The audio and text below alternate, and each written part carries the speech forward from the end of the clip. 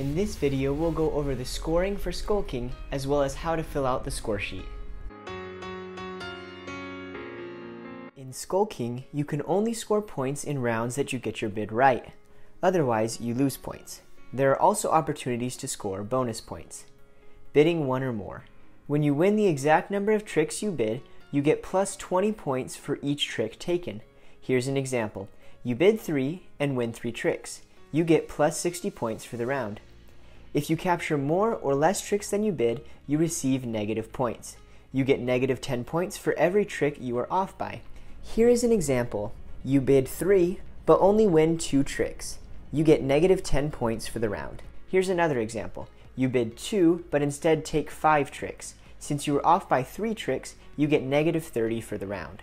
Bidding 0. If you bid 0 and don't win any tricks, you get plus 10 multiplied by the number of cards dealt that round.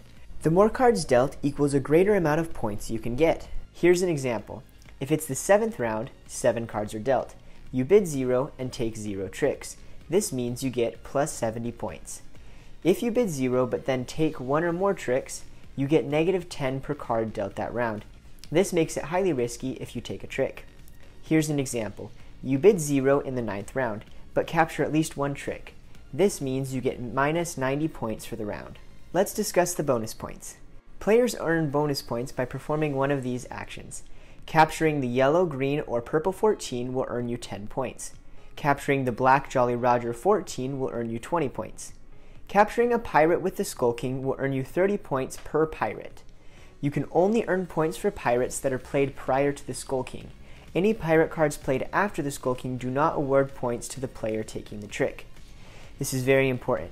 Bonus points are only awarded if the player wins the number of tricks that they bid.